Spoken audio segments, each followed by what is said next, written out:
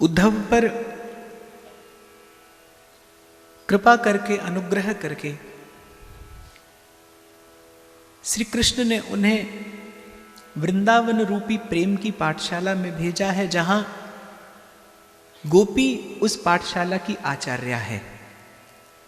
प्रेम का पाठ पढ़ने के लिए उद्धव को श्री कृष्ण ने वृंदावन भेजा। उद्धव संदेश के मूल में जो भावना है, वो भावना ही विशुद्ध प्रेम के स्वरूप से परिचय है। ये उद्धव को वृंदावन भेजने की जो घटना घटी, कल मैंने निवेदन किया था, पत्र या संदेश उसको भेजा जाता है या तो कोई दूर हो या फिर दूसरा हो। गोपियां न तो श्री कृष्ण से दूर हैं और न गोपियां श्री कृष्ण से कुछ दूसरी हैं। तन्मनस्का तदालापा तद्विचेष्टा तदात्मिका, श्रीमद् भागवत कहती है, गोपी अर्थात जो कृष्ण से एकमेक हो गई है, तदात्मिका, जिसका अपना कोई अस्तित्व नहीं है। जैसे आप कृष्ण कहें तो मन कहीं भी जा सकता है, लेकिन आप गोपी कहेंगे तो मन कृष्ण के ही निकट आएगा। ये संकेत करता है, ये प्रतिष्ठा करता है इस बात की, इस सत्य की, कि गोपी ने अपने अस्तित्व को, गोपी ने अपने व्यक्तित्व को श्री कृष्ण में एकमेक कर दिया है, तदाकार कर दिया है, एक हो गई है गोपी। तो ना तो गोपी दूर है और ना दूसरी है, तो पत्र लिखने का, पत्र भेजने का, संदेश भेजने का कोई भी औचित्य नहीं है। और फिर भेजने वाला कौन है? जो घट घट वासी है, जो किसी से भी दूर नहीं। और फिर प्रेम करने वाले से दूर तो हो ही कैसे सकता है। और मैंने कल भी निवेदन किया था कि जब स्मृति प्रगाढ़ हो जाती है वस्तुतः, तो किसी के निकट होना मन से ही संभव है, तन से नहीं। आप देखिए, यदि मन ना मिलता हो किसी से, तो उस व्यक्ति का निकट होना बल्कि कष्टकारी होता है। मन ना मिलता हो किसी से, एक साथ एक छत के नीचे रहते हुए भी यदि मन नहीं मिलता तो आप दूर हैं। और कोई व्यक्ति कोसों दूर है, 7 समंदर पार है, लेकिन उससे मन मिला है, उससे मन जुड़ा है, तो उसकी स्मृति आपको सुख देती है। उसको याद करके, उससे संबंधित कोई घटना याद करके आंख भर जाएगी, मुख पर मुस्कान आ जाएगी। क्या है? मन का ही निकट होना है। इसलिए मैं कई बार व्यासपीठ से कहता हूं कि संत से, सदगुरु से इसी प्रकार मन से निकट हुआ जाता है, और आप जीवन भर प्रयास करते रहते हैं तन से उसके निकट जाने का। इसीलिए संत रूपी औषधि का सेवन नहीं कर पाते, संत के अस्तित्व को समझ नहीं पाते। यदि समझ में आ जाए कि संत होता क्या है, साधुता होती क्या है, संतत्व क्या है, तो मैं आपको बड़े विश्वास से कह रहा हूं, आपको कभी आवश्यकता अनुभव नहीं होगी तन से उसके निकट जाने की। एक संत ही तो है इस धरती पर, इस संसार में एक संत ही तो है कि मन से जिसके निकट हुआ जा सकता है। गुरुजनों के निकट इसी प्रकार जाना चाहिए, इसी प्रकार जाया जाता है, और इसी प्रकार जाकर ही गुरुजनों से कुछ पाया भी जाता है। जब तक आपकी गुरु में मनुष्य बुद्धि है, जब तक आपकी गुरु में मनुष्य बुद्धि है, तब तक आप उससे कोई बहुत अधिक आध्यात्मिक लाभ नहीं ले सकते। और यदि आपकी मनुष्य बुद्धि नहीं है, यदि आपकी वस्तुतः गुरु में गुरु बुद्धि है, गौरव बुद्धि है, तो फिर आप कहीं भी रहिए, आपका तन कहीं भी रहे, मन से उसके निकट होना ही नहीं, मन से उससे कुछ पा लेना, मन से उससे कुछ जान लेना भी संभव है। और ये बात मैं आपको किसी पोथी की पढ़ी लिखी बात नहीं सुना रहा हूं, मैं अपने जीवन का अनुभव आपसे बता रहा हूं कि संतों के, गुरुजनों के, भगवान के इसी प्रकार निकट जाया जाता है, इसी प्रकार निकट जाना चाहिए,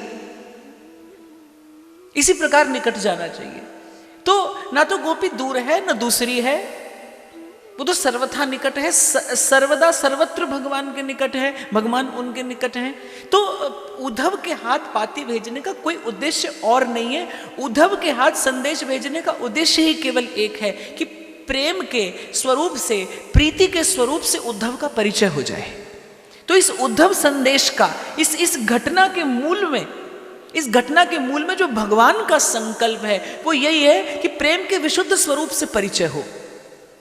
और कल मैंने आपसे कहा था कि हो सके तो आप भी प्रयास करना कि आप यहां मुझे सुनने ना आए, आप मुझे यहां केवल सुनने ना आए। हो सके तो आप प्रयास करना कि आप और मैं भी उद्धव के साथ गोपियों की इस पाठशाला में कुछ देर जाके बैठ जाएं, क्योंकि इस घटना का उद्देश्य ही केवल यही है कि विशुद्ध प्रेम क्या है, विशुद्ध प्रेम क्या है, उसके स्वरूप से परिचय हो जाए। और उस प्रेम का स्वरूप ऐसा है जो उद्धव ने देखा, और स्वभाव कैसा है कि जानत तुम ही हुई जाए। प्रेम के उस विशुद्ध स्वरूप से परिचय होते ही मन प्रेम स्वरूप हो ही जाता है, हो ही जाता है। फिर उसके लिए कोई बिलग प्रयास नहीं करना पड़ता, उसके लिए कोई अलग से मार्ग नहीं है। केवल प्रेम के स्वरूप को जान लेना ही प्रेम को पा लेना है। जान लिया आपने कि प्रेम होता क्या है, वस्तुतः प्रेम है क्या। ये संसार में प्रेम के नाम पर जितना क्लेश है वो वस्तुतः प्रेम के नाम का क्लेश नहीं है। बात यह है कि किसी अन्य भाव को आप और मैं प्रेम कह देते हैं। अब विष को कोई अमृत कहकर परोस दे तो केवल अमृत कहने से तो वो अमृत नहीं होता, उसका गुण धर्म तो वही है जो उस वस्तु का है। ठीक ऐसे ही संसार की आसक्ति को, संसार के आकर्षण को, और मैं तो कहता हूं संसार के आदर को भी, चाहे वो आदर हो, चाहे वो आसक्ति हो, चाहे वो आकर्षण हो, कुछ भी हो, किसी भी भाव को प्रेम कह देने से वो प्रेम नहीं होता। और भगवान उद्धव को यही बताना चाह रहे हैं कि उद्धव जाकर देखो कि वस्तुतः प्रेम होता क्या है, प्रेम है क्या, किसको प्रीति कहना चाहिए। और जब उद्धव गए तो उद्धव ने यही देखा कि प्रेम मार्ग की आचार्य ने उद्धव को एक पंक्ति में, जैसे उद्धव का सारा ज्ञान एक और धरकर और उद्धव को प्रीत का पाठ पढ़ा दिया कि उद्धव मन न भय 10-20। ये तो क्या सिखाने के लिए आया है? ज्ञान के, विज्ञान के, मनोविज्ञान के, भाव के, मन के, बुद्धि के, चित्त के धरातल पर गोपी की बात खरी उतरती है कि भगवान ने 2 आंख दी, 2 कान दिए, 2 हाथ दिए, 2 पांव दिए, और लेकिन भगवान ने मन एक दिया, मन एक दिया। और आध्यात्मिक उन्नति में यदि कोई एक कारक आवश्यक है जो सबसे महत्वपूर्ण अंग है तो वो मन ही तो है। और कल मैंने आपसे कहा था जब यहां रहते हुए आपका मन आपको संसार का भ्रमण करा सकता है, फिर संसार में रहते हुए मन आपको भगवान के निकट भी रख सकता है। और यही कला है जीवन की, यही कला है जीवन की। मैंने सदा कहा है और मैं कहता रहूंगा, संसार से भाग जाने का नाम भक्ति नहीं होता। आप भक्तों की ओर देखिए, भक्त आपको कभी भयभीत दिखाई नहीं देते, संत आपको संसार से भागते हुए दिखाई नहीं देते। और संसार की रचना भगवान ने की ही आपके और मेरे हित के लिए है। संसार तो सीखने के लिए है, संसार तो समझने के लिए है, संसार स्वयं को गढ़ने के लिए है। एक एक संबंध आपको सिखाता है। यदि आप चाहें तो एक एक भाव, एक एक संबंध आपको और सुंदर मनुष्य बना सकता है, और सुंदर। भागने के लिए नहीं है संसार, और भक्ति भागना सिखाती भी नहीं, और भक्त संसार से भयभीत होता भी नहीं। जिन गोपियों की हम बात कर रहे हैं, उन्हीं गोपियों के लिए मैं निवेदन करता हूं कि गोपी कोई तपस्विनी तो है नहीं, गोपी कोई योगिनी नहीं है, गोपी कोई तपस्विनी नहीं है। और नारद जी से किसी ने पूछा भक्त कैसा होता है, तो नारद जी ने कहा यथा ब्रज गोपिका नाम। असंख्य भक्त हुए भगवान के और असंख्य होंगे, लेकिन जब नारद जी से किसी ने पूछा कि अगर एक शब्द में भक्त की बात कहनी हो, यदि एक शब्द में आपको बताना हो कि भक्त क्या होता है, कैसा होता है, उसका स्वरूप स्वभाव क्या है, उसका गुण धर्म क्या है, तो नारद जी ने कहा फिर एक शब्द यदि सुनना है तो जैसे ब्रज की गोपियां हैं। एक शब्द में मैं कहता हूं जिनमें भक्ति पूर्ण रूपेण प्रकट हुई है, भक्ति का एक एक अंग जिनमें सांगोपांग प्रकट हुआ है, वो गोपी है। और गोपी रहती कहां है? संसार में रहती है, व्यवहार में रहती है। और मैंने कई बार व्यासपीठ से कहा गोपी की ओर देखो तो गोपी केवल घर और परिवार में ही नहीं रहती, गोपी केवल परिवार ही नहीं चलाती, गोपी तो व्यापार भी चलाती है, गोपी व्यापार भी कर रही है। सिर पर है गौरस की मटकी, तेरे दरस को पथ में अटकी, आ जा रे चित चोर गुवाले, आ जा रे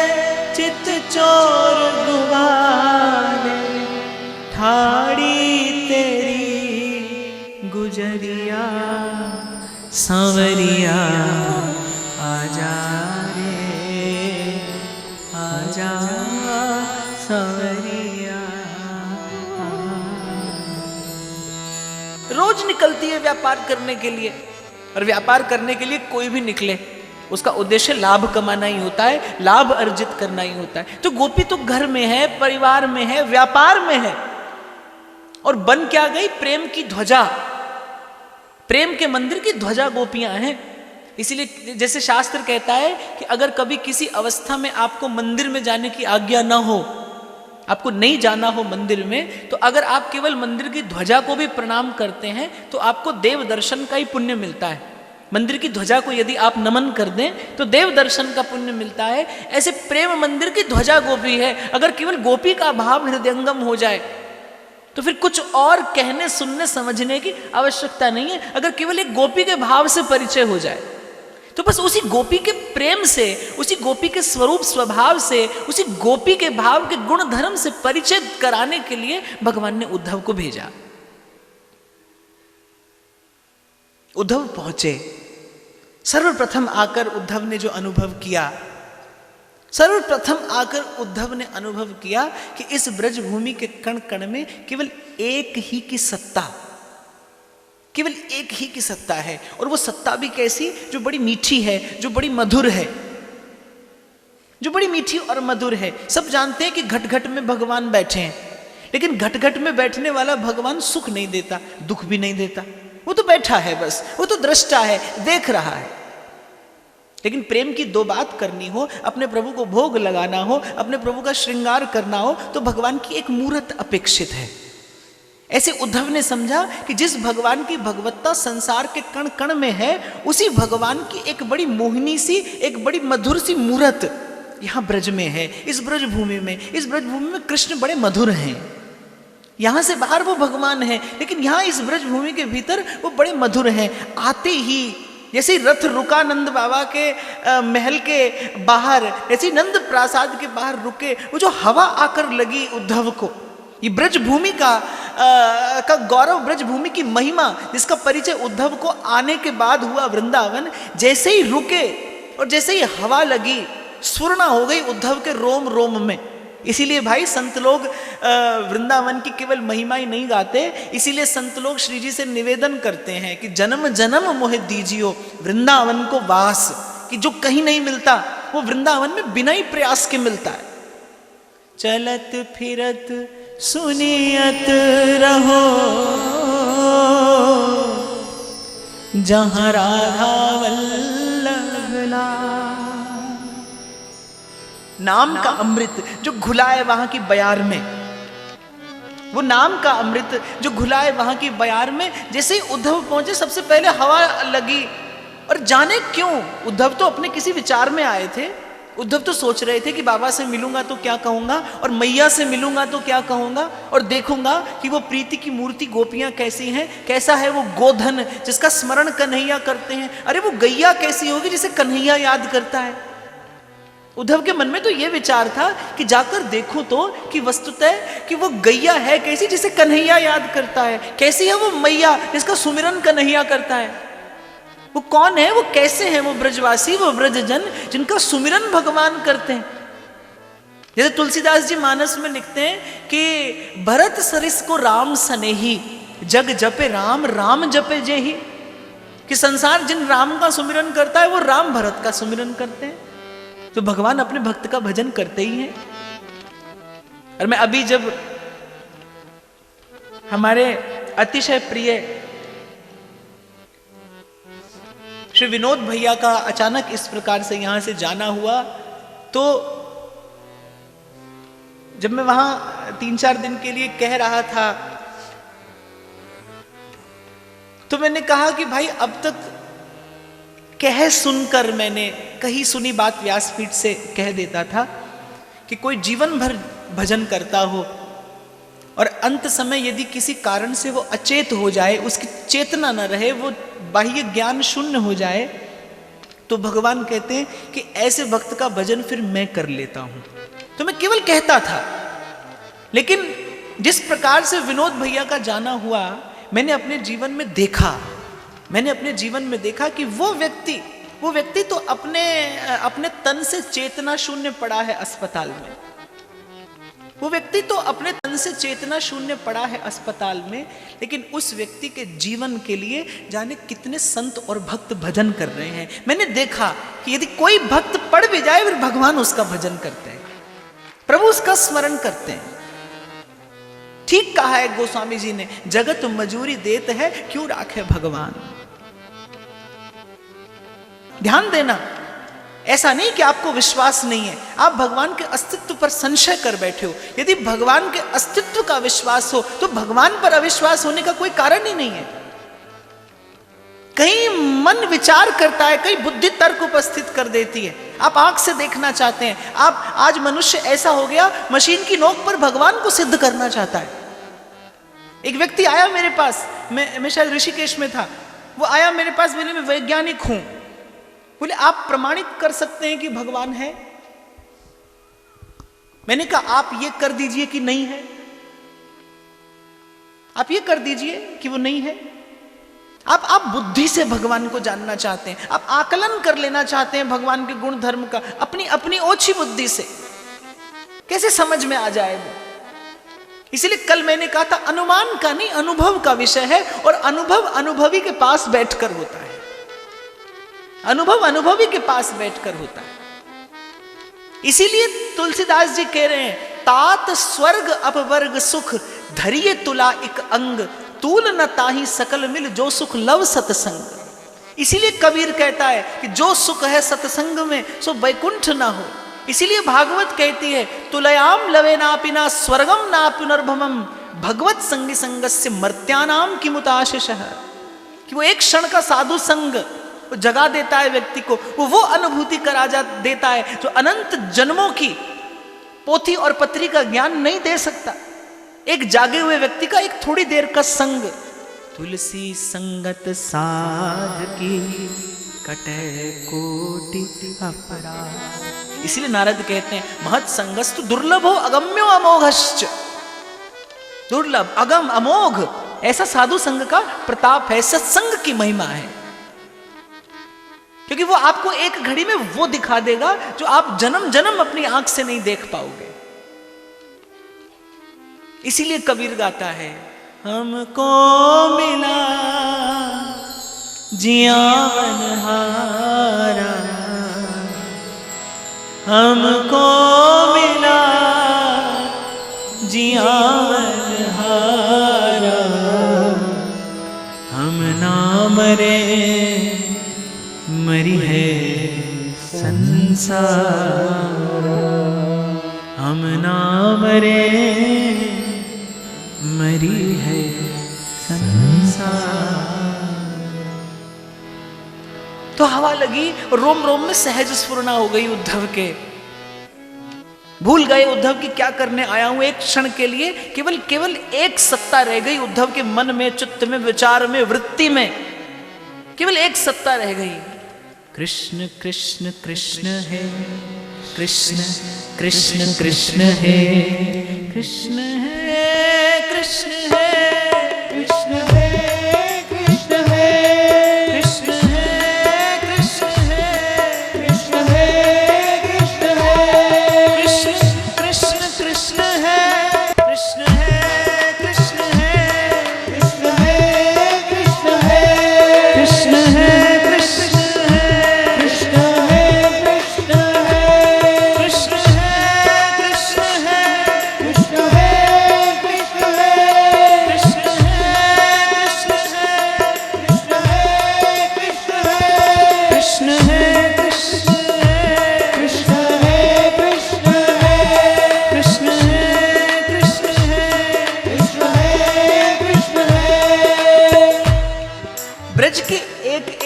वस्तु कह रही थी उद्धव से।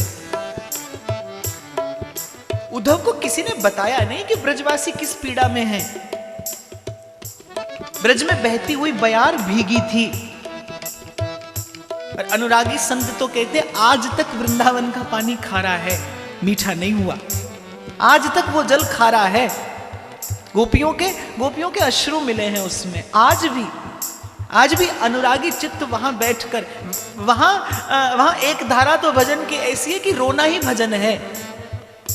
बिन रोए क्यों पाइए और परम प्यारा मीत। और प्रेम भरा उल्हाना देते हैं संत कि मेरे रोने पे तुमको जो आए हंसी, तो मैं रो रो तुमको हंसाया करूं। किसी ने कहा नहीं, किसी ने उद्धव से आकर अपनी पीड़ा निवेदन नहीं की। प्रेमी नहीं रोता दर दर पे जाकर, प्रेमी दर दर पे जाकर अपनी पीड़ा नहीं सुनाता, वो अपनी पीड़ा का प्रदर्शन नहीं करता। पर ब्रज में बहती हुई हवा, ब्रज के तरुलता, ब्रजपुर की वो वीथियां, ब्रजवासियों के वो घर, ब्रजवासियों की वो अंग चेष्टाएं, वो सब बता रही थी कि किस दुख के समय से ब्रजवासी निकल रहे हैं। चित्त चोर ने चित्त चुराया मेरा, रे छलिया गया फिर भाज कहाँ, रे छलिया गया फिर भाज कहाँ। ब्रजमंडल के युवराज बिना, सुख का सब साज समाज कहाँ, सुख का सब साज समाज कहाँ। अब और सुहाता नहीं कुछ भी सखी, लाग गई फिर लाज कहाँ, सखी लाग गई फिर लाज कहाँ। कोई दुखिया पे दया करके बता दो री ब्रजराज कहाँ, बता दो री ब्रजराज कहाँ। आओ श्याम जी कन्हैया नंद लाल जी, मेरे प्राणों से प्यारे गोपाल।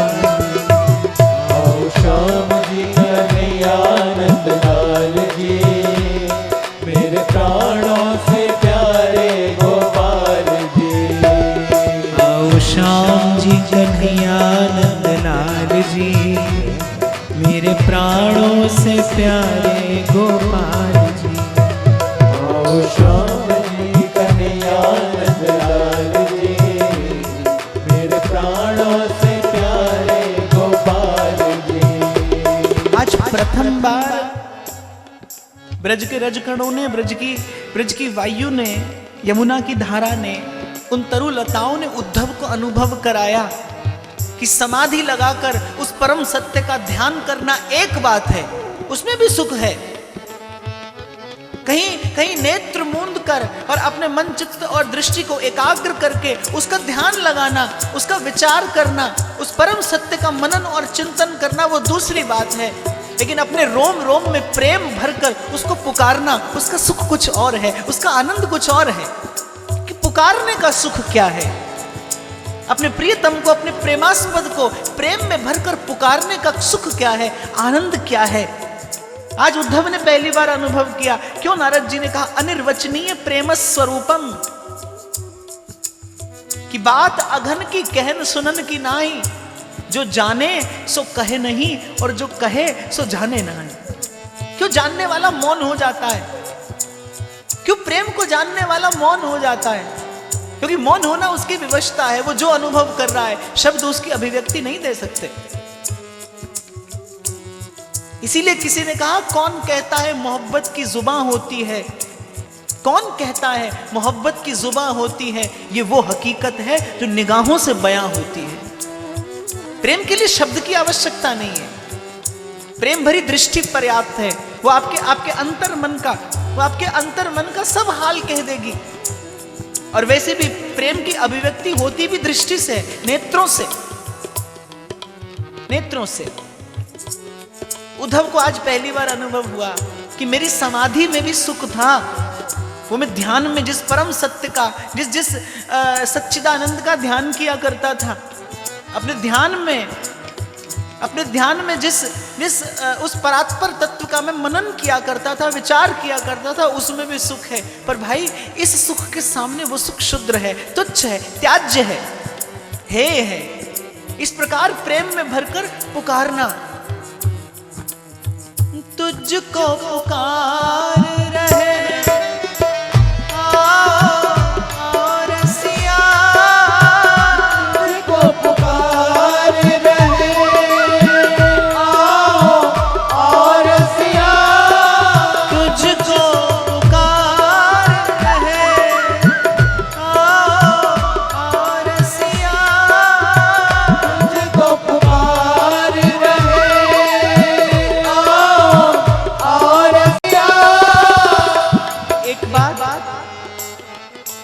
से सीख लें आप, जो उद्धव जी ने अनुभव किया कि ध्यान से कहीं अधिक आनंद उस प्रेम से भरी पुकार में है। और एक बात मुझसे सीख लें, उस प्रेम भरी पुकार से भी कहीं अधिक आनंद भक्तों के साथ मिलकर प्रभु को पुकारने में है। दोनों हाथ उठा के तुझको पुकार रहे और सिया, तुझको पुकार रहे और सिया, तुझको पुकार रहे और सिया, तुझको पुकार रहे और सिया। सब दुख दूर हुए जब तेरा नाम लिया, सब दुख दूर हुए जब तेरा नाम लिया। गोविंद जय गोविंद जय जय गोपाल जय जय, गोविंद जय गोपाल जय, गोविंद जय जय गोपाल जय जय। श्री राधा रमण हरि गोविंद जय, श्री राधा रमण हरि गोविंद जय जय, श्री राधा रमण हरि गोविंद जय जय, श्री राधा रमण हरि गोविंद जय जय।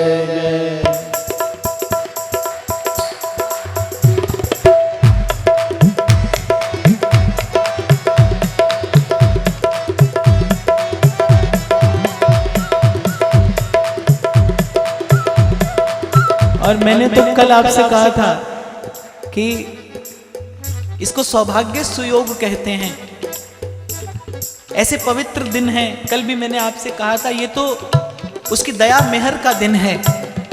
ऐसा अवसर है कि आपको और मुझे उद्धव जी की कृपा से गोपियों की इस पाठशाला में कुछ देर बैठने का अवसर मिल रहा है। इस समय आप और मैं उद्धव के साथ, इस समय आप और मैं उद्धव जी के साथ भगवान की कृपा से उस ब्रज का दर्शन कर रहे हैं जो पोथी किताब में नहीं मिलता, जो प्रेम भरी दृष्टि से ही देखा जाता है। प्रेम से कहिए गोविंद जय जय गोपाल जय जय, गोविंद जय जय गोपाल जय जय, गोविंद जय जय गोपाल जय जय, श्री राधा रमण हरि गोविंद जय, श्री राधा रमण हरि श्री राधा रमण हरि गोविंद जय जय, गोविंद जय जय, राधा रमण हरि गोविंद जय जय।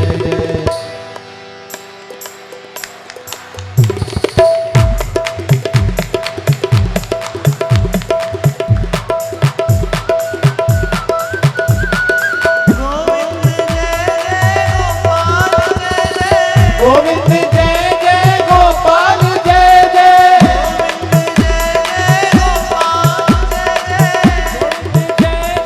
गोपाल जय जय। और पहला प्रश्न उद्धव जी के मन में आया कि क्यों आज तक वंचित था मैं इस मधुरिमा से, इस मिठास से।